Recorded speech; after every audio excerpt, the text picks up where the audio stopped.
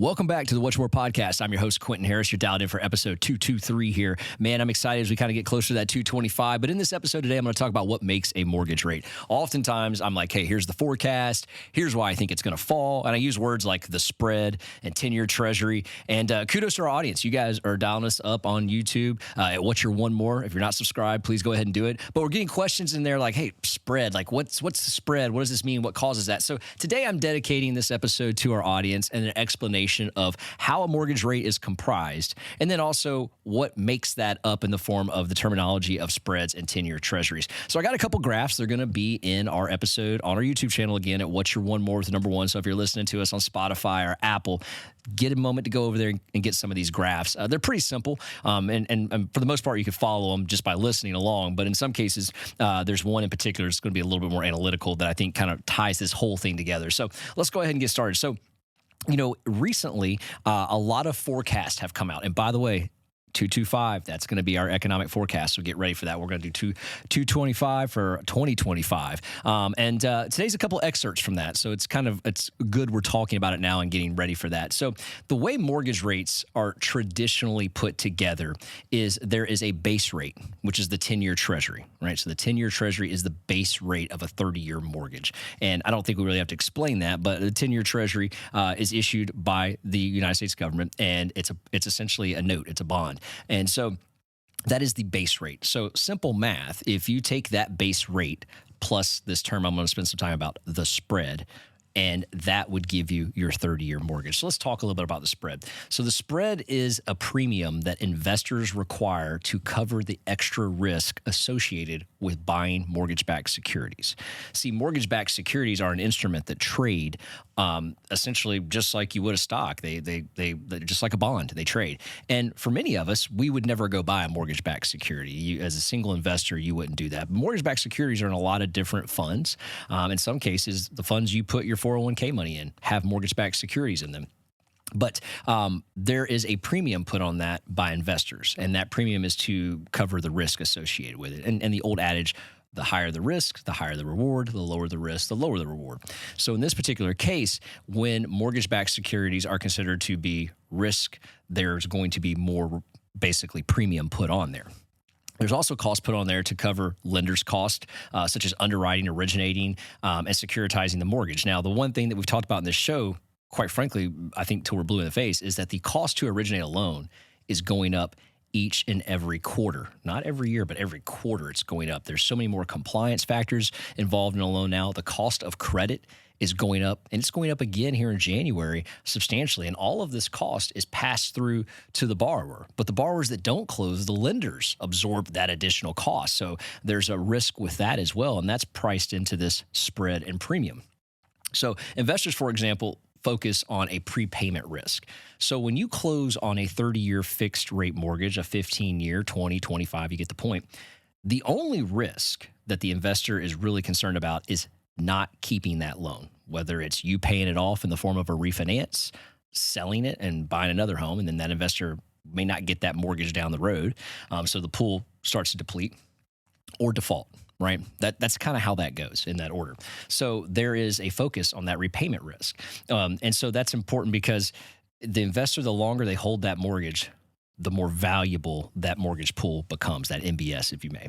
So that's important to them. And when the bond market sees volatility rise, such as it has over the last 26 months now. And volatility, as we know, it's been way more volatile in the last 26 months with the Federal Reserve raising rates going high and then coming down slightly and then going back up again. It's a pattern that we've seen where rates have just been vacillating up and down. There's been no level of consistency. So when you don't have consistency, you have volatility.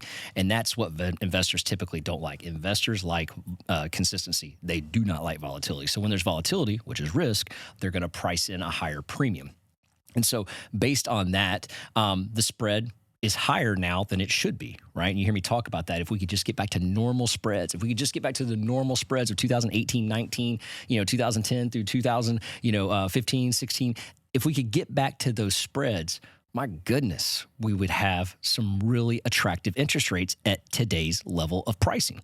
And that is why I just hammer that point home. Like if the Federal Reserve did nothing, if they just hit a pause button right now, or, if they said, hey, we're going to go a quarter step down for the next 8 meetings, which Powell said in his press conference pretty much. He said he summed it up. He didn't say it like that, but he said, we really think neutral is more at the 6-month PCE core reading, which would equate to 200 basis points reduction, right? And we saw it kind of kick off already with the most recent Federal Reserve meeting where they lowered a quarter. But if they did those things that they said they were going to do or shadow forecasted for, that would offer a level of consistency in this market.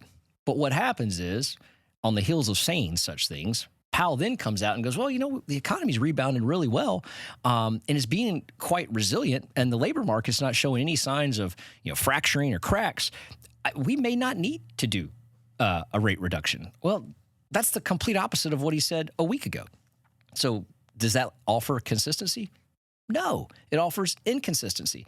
And why the Federal Reserve does that, I have no idea, because it's just causing the market to go, oh, let's raise the spreads again. We're not sure what they're going to do. And so the investors like to what we call bake in the pricing automatically. So investors have an idea of what's going to happen. That's consistency. They'll bake it into the pricing.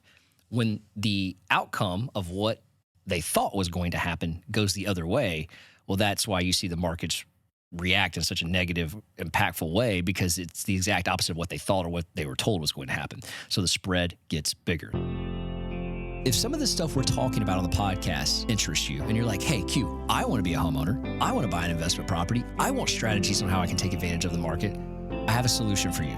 And that solution is Loan People, to where it's all about the people getting the loan and the people doing the loan. You guys know me by now. I've been doing this podcast for years, but I've been in the mortgage business for 23. And it's very rare you can find a company that has a mantra for loan officers, by loan officers. And what does that mean? That means you have a company that's designed to help provide the best atmosphere for loan officers possibly imagined.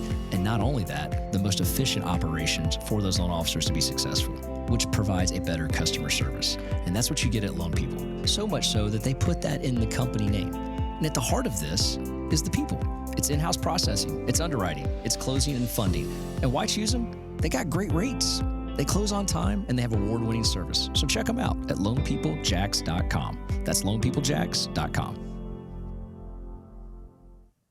So on this graph that I'm pulling up here, again, in our YouTube channel, my producer Charlie will throw this in there.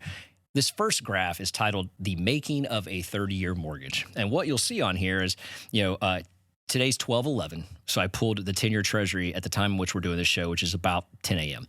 So the 10-year Treasury was at 4.27. If you add the normal spread, and again, I'm going to say normal spread, traditional spread of risk assessment from investors and lender cost, that's about 170 basis points.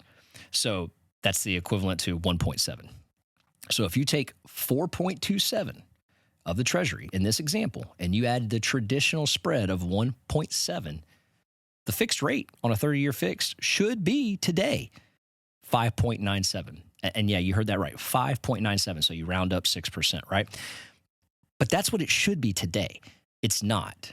It's not. And the reason it's not is because some of the examples that I've talked about, cost, right? So costs are automatically put in. I couldn't see the cost raising this 170 to 300, right? It's the risk of the prepayment. So if you look at over the last 2 years, loans that have been booked, closed, and sold and delivered to those mortgage-backed securities, the rates are anywhere from 6.25% to almost 8%. So what's the biggest risk we talked about lenders have? It's the risk of repayment. So repayment is going to be in the form of a refinance or selling your house and buying another house. Either way, that mortgage that's in that pool exits that pool, and that's a risk for that investor. So if you have interest rates at 6.25% and 8%, do you think that pool is at greater risk than mortgages that are at 4%? I mean, that's an obvious answer, right? So that pool at 6.25% and 8%, those are carrying a higher risk.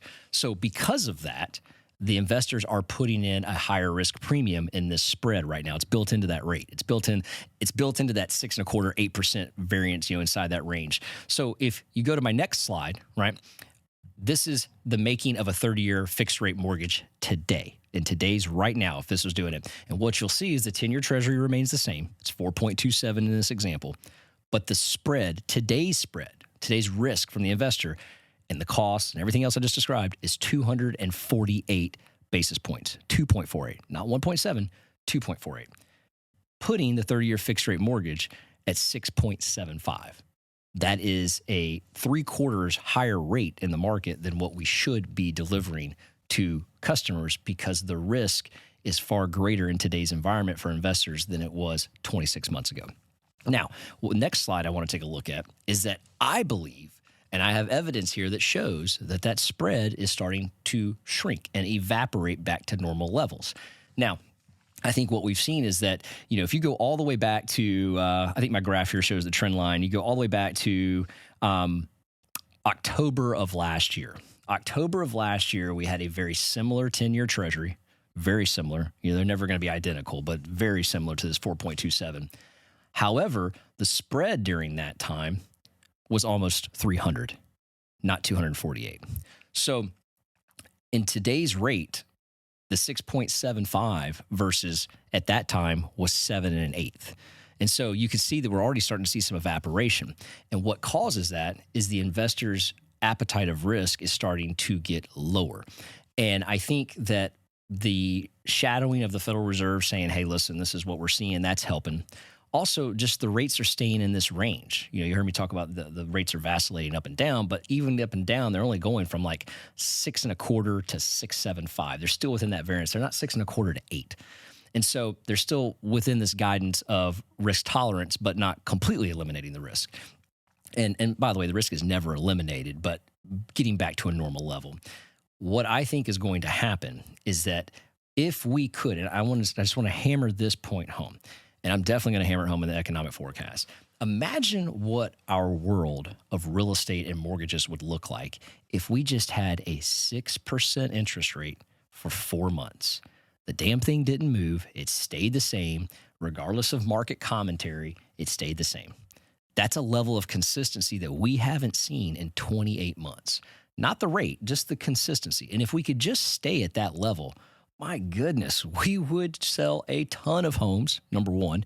Number two, a lot of refinances would take place, because at that 6%, the homeowner that has this ton of equity built up that we talked about in our one of our last episodes, when we talked about wealth building of being a homeowner, my goodness, they would go tap into the equity.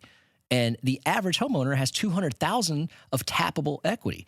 Imagine what that would do for a household. Imagine what that would do to alleviate some of the pain that people are dealing with, whether it's credit card debt, groceries, cost of living, et cetera. This would absolutely take off, because at 6%, if you pay a discount point, which almost every loan today has some form of a discount on it just to keep the rates lower, and so the consumers become accustomed to it, you're talking about rates in the 5s with a 5 handle. Yeah. You're darn right. Refinances would take off. They would go, because we also did a whole episode on home ownership where the most recent survey from Fannie Mae said 5.5, everybody's jumping into the pool.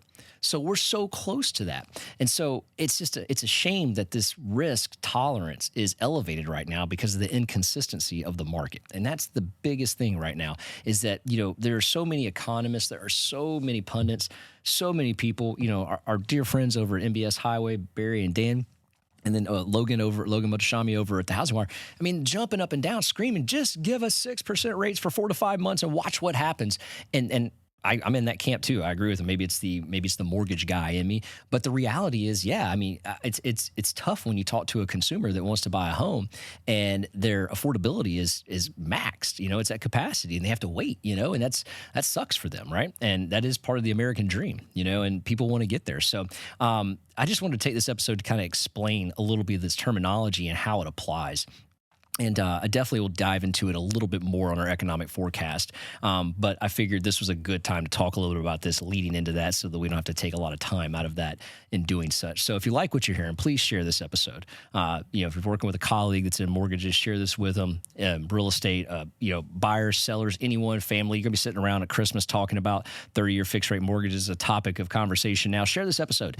Tune in to us on Apple and at Spotify. And if you would, definitely go to our YouTube channel. That's where all the goodies live. That's where all the charts are, and we definitely appreciate all the comments. Some of them are better than others, and then some of you guys, you just love to argue. So we're gonna make a whole episode to counter all those arguments. I can't wait to do that. So guys, definitely thanks for tuning in, and I hope everyone has a Merry Christmas and a great time with their families here during the season. And thanks for checking out this episode of What's Your One More. I got one more shot, I'm gonna make it. One more chance, I'm gonna take it. I meant it when I said it, now it's time for me to do it. I got one life to live, so I put my all into it, yeah.